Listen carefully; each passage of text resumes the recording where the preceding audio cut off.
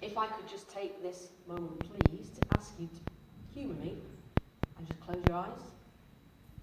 Close your eyes. Concentrate and just concentrate on being here and listen to the following words.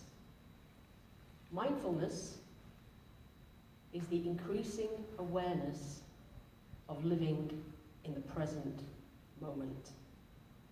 Experiencing it for what it is, good, bad, and indifferent, and all the associated emotions and feelings that go along with that, which serve every single day to create our own reality.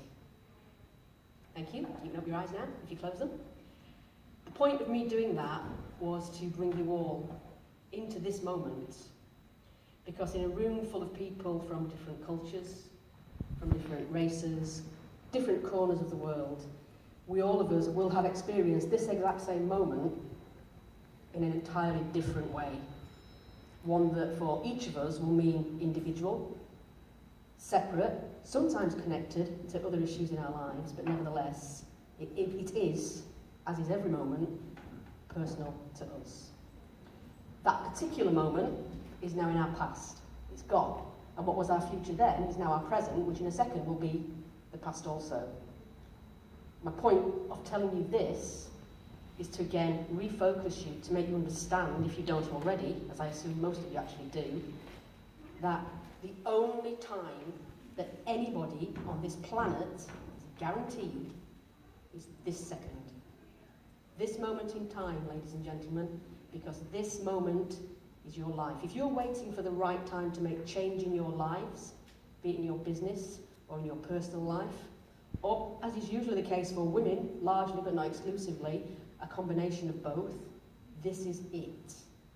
If you're waiting for that right time, today is that moment. If you want something enough, you will do it, you will find a way. If you don't, you will make excuses, and then nothing will change.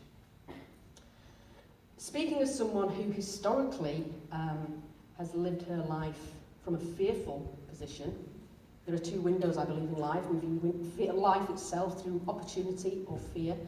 I lived fearfully in life for way too long, and certainly for the larger part of my life, not even my adult life. Growing up, as I famously said to somebody the other day, just 4 years ago when I turned 52, I decided, do you know what, I've got far less time to come than I've had already, I'd better start making it count.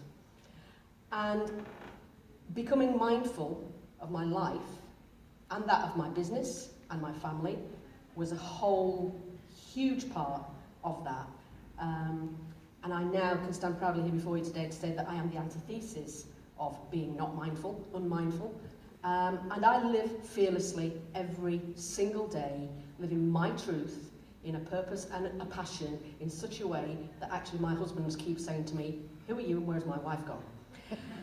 That being the case, in business, as we're here to discuss, I think for many of us, it's often viewed, for those who aren't in the know, as it were, as a bit of a touchy-feely fad. Is it? Is it really? Or is it more realistically, as I believe, and I hope you do too, that it's actually one of the most valuable tools that anybody can use in their lives, certainly, but almost entirely in business. If we employ people into a company, bring people into a company that exists on the ethos and foundation of mindful living, which is just a small component of a holistic lifestyle, to be fair, and they can see us for what we really are, which are truly kind, compassionate, caring human beings, as well as somebody who cares a damn what the bottom line's like and bringing the sales figures in, because let's be real, we're all in business to make money. However, which businesses, as Abby so rightly inferred earlier, which businesses are actually most successful? The ones who take on the mindful approach when they are employing people, the ones who take them in, they spend enormous amounts of money training people and lifting them higher to their own better end, but also in allowing and enabling and empowering their employees to do that. They do the same for their business. And isn't that what it's all about? Isn't life about empowering each other? If I empower you to empower your staff, to increase your revenue, your business is going to soar, we're all going to be happy. We're all part of the same jigsaw. We're just different pieces. And we all view life from a different angle. Our shared reality of a moment ago, you will all take a different perception of that away with you. Some of you will dismiss it outright. Some of you will go, actually, yeah, maybe she had a point.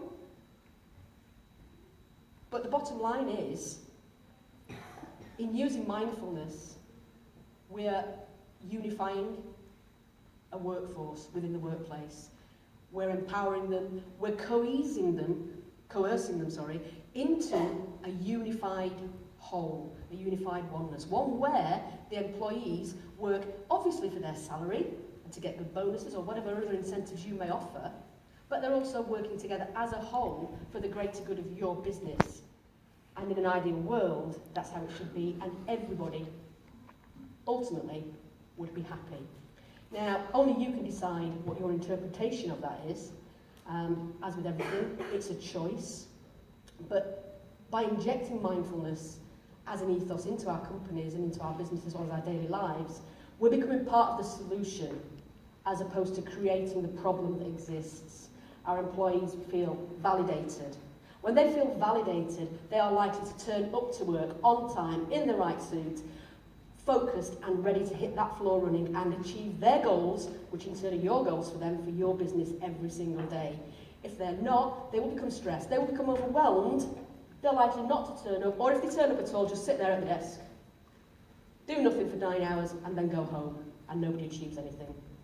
I would ask you that you bear that in mind and always remember that in being mindful, it's a choice and it's one that we can empower others with to change the world. We all need to be the change that we want to see in our individual worlds, ladies and gentlemen, whether that's personal or business. Thank you.